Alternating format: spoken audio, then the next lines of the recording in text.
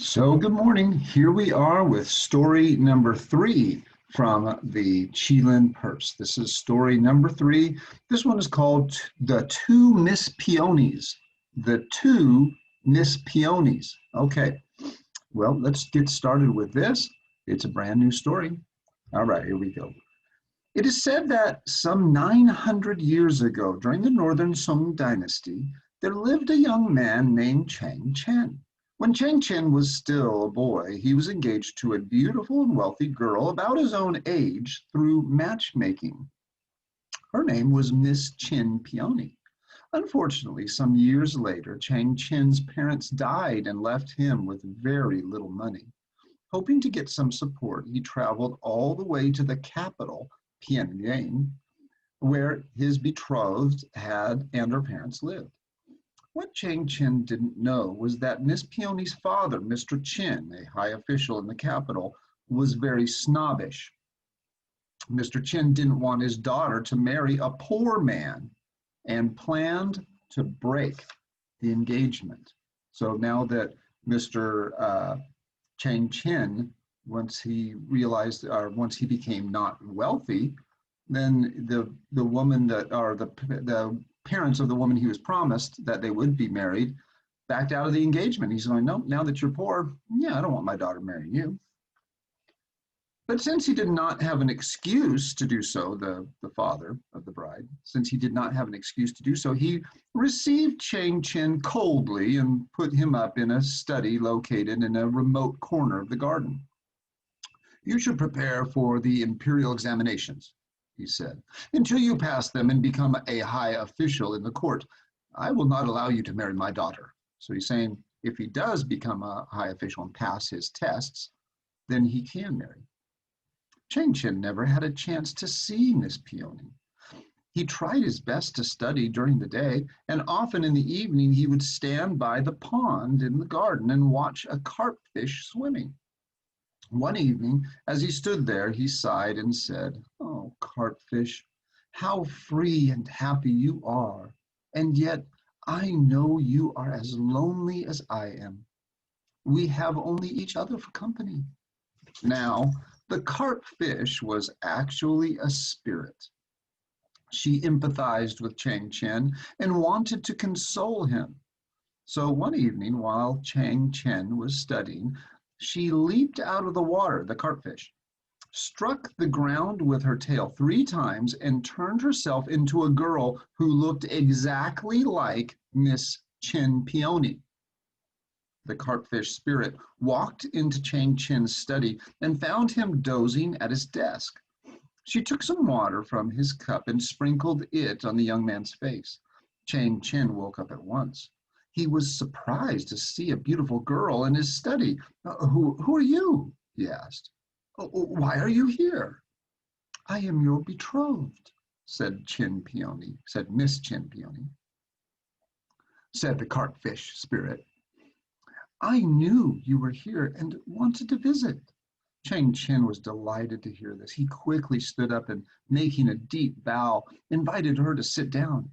"I am so happy you have come. It is wonderful to finally meet you." "I had to come at night," said the carpfish spirit. "My father forbids me to see you. He wanted to call off our engagement, but I begged him not to. I hope you'll pass the examinations. Then my father will allow us to marry." Chang Chen was deeply touched. "I promise you, I will try hard not to disappoint you. May I hope to see you again?" "Tomorrow, after sunset. Wait for me near the pond," said the carpfish spirit. "I will meet you there." From then on, the two met at the pond every evening. Chang Chen never suspected that the girl was in fact a spirit. Soon, the 15th day of the new year arrived. It was the Huan Xiao festival, the festival of lanterns. Miss Peony and her parents went into the garden to enjoy the evening. The carpfish spirit, who had been waiting for Chang Chen by the pond, quickly hid herself behind a willow tree for fear of being caught as an impostor. Chang Chen, arriving there a few minutes late, saw Miss Peony and went over to talk to her. Now, Miss Peony had never met Chang Chen before. When she saw him, she began to scream, "Bandit! Bandit! Help! Help!" Her father was furious when he saw Chang Chen. "How dare you approach my daughter?" he blasted. "Get out of here!" He ordered his servants to throw Chang Chen out of the garden. Chang Chen was deeply hurt. The carpfish spirit caught up with him outside the estate and began walking with him. But Chang Chen thought she was the girl who had just called him a bandit, and he refused to talk to her. "I had to pretend that I didn't know you," explained the carpfish spirit. Otherwise my father, Otherwise my father would have punished me for talking to you. I think the best thing for us to do is leave this place and get married." "I am very poor," said Chang Chen. "If you marry me, you will have to live a hard life."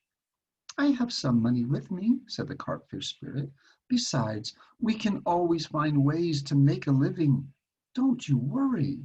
Chang Chen finally believed the girl was telling him the truth and agreed to do as she had suggested. The two decided to leave the capital at once. As they walked through the streets, they found that Huanxiao festivities had already begun. Firecrackers were going off everywhere. The streets were crowded, a parade of colorful lanterns resembling different kinds of animals and historical figures moved on as the crowds watched and cheered. Unfortunately for the young lovers, Miss Peony's father, Mr. Chin, together with several other high officials, had come to watch the celebration. From the platform on which he was standing, he saw Chang Chen and the carpfish spirit in the crowd. Thinking his daughter had run away with Chang Chen, Mr. Chen flew into a rage. His guards were ordered to arrest the couple and take them back to his house. The moment Mr. Chen returned home, he began to yell at his wife. "How dare you let our daughter run away with this penniless man and disgrace us?" "Lao Ye, you are wrong," said his wife. "Our daughter never set foot outside of the house. She is here in her chamber. I can get her right away." Mr. Chin's eyes were as large as walnuts when he saw his daughter appear in the doorway with his wife. "Then who was that girl we caught running away with Chang Chen? Bring them in, both," he commanded his guards. Mr. Chen would not believe his eyes. In front of him stood two Miss Peonies. The real Miss Peony was very angry. "Who are you?" she said to the carpfish spirit. "How dare you impersonate me?" The carpfish spirit realized that she had to go along with the story she had made up for Chang Chen. So she said, "I am Miss Peony. You are the imposter." The two began to quarrel, each accusing the other of being the imposter. Mr. Chin was totally confused. He finally decided to contact Pao Kung, the imperial investigator, for help. When the carpfish spirit heard this, she began to worry. Since Pao Kung had the power to expel demons and spirits, she would be forced to reveal her identity. Late at night, when nobody was watching, the carpfish spirit hurried back to the pond. "Tortoise spirit," she called, "I am in great danger." The tortoise spirit emerged from the water. "What is it, my dear carpfish? What's wrong?" "Mr. Chen has sent for Pao Kung.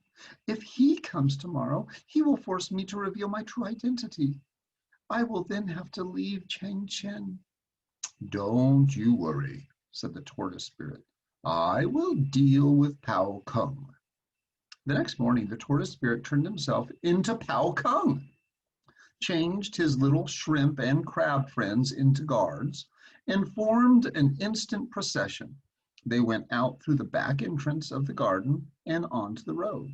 Having gone a distance, they turned around and marched back toward the mansion. Just before they reached it, the tortoise spirit, Pao Kung, saw the real Pao Kung and his guards coming from the opposite direction. Mr. Chin was flabbergasted when he saw the two processions, two Pao Kungs, each escorted by their guards. "Oh, what am I going to do?" he cried. But he had to allow them both into his house since he could not determine who was truly Pao Kung. The real Pao Kung was outraged to see someone impersonating him. He ordered his guards to bring him his sword, which had the supernatural power to expose the original shapes of spirits. "Wait!" cried the tortoise spirit as the real Pao Kung raised his sword. "Pao Kung is wise and just. If you are the real Pao Kung, try to solve this case with fairness. If you cannot, you are no Pao Kung."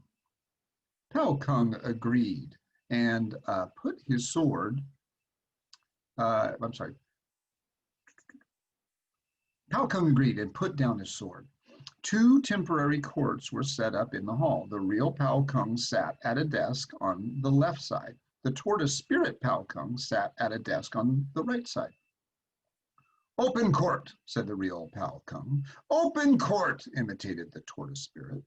"Oh, oh, oh," cried the guards of the real Pao Kung. "Oh, oh, oh," imitated the shrimp and the crab soldiers with delight. They're kind of having fun. The two Pao Kungs ordered the two Miss Peonies and Chang Chen to be brought in. Still quarreling with each other, the girls entered, and then they took turns telling their stories. Each insisted that she was the real Miss Peony who had lived in her father's house all her life.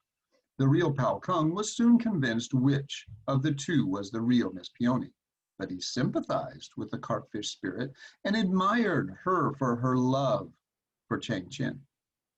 He decided not to reveal her identity because he knew that it would mean an end to her relationship with the young man. Shaking his head and pretending that he could not tell the difference, he said, "I cannot solve this case. It is giving me a headache. I am going home." He rose and left with the guards. The tortoise spirit Pao Kung laughed to himself, also left with his shrimp and crab soldiers. Mr. Chen was very upset.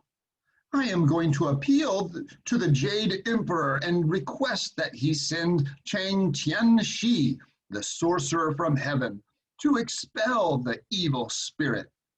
The carpfish spirit knew that Chang Tianxi was merciless, so she decided to tell Chang Chen the truth. Taking him aside, she said, "I am only a carpfish spirit. I love you and impersonated your betrothed. Now I must go." "Let's go together," said Chang Chen. "I don't love Miss Peony. All she cares about is herself. I want to marry you." So the two walked out of Mr. Chen's house together. Suddenly they heard a voice from the sky. It was Chang Tianxi standing on a cloud flying toward them. "Stop!" cried Chang Tianxi. "I have come to conquer the evil spirit that dares to create chaos on earth." The two lovers ran as fast as they could, but Chang Tianxi was quicker. Finally, the carpfish spirit gave up hope. She threw herself on the ground and began to weep. Just then she heard a gentle voice calling her. "Carpfish spirit, carpfish spirit." When she looked up, she saw Kuan Yin, the Buddha of compassion, standing before her. "Oh, Kuan Yin," she cried, "please save me." "Carpfish spirit, listen to me," said Kuan Yin, as she motioned Chang Tianxi to withdraw. "The world is full of sorrow. A spirit is not allowed to mix with human beings.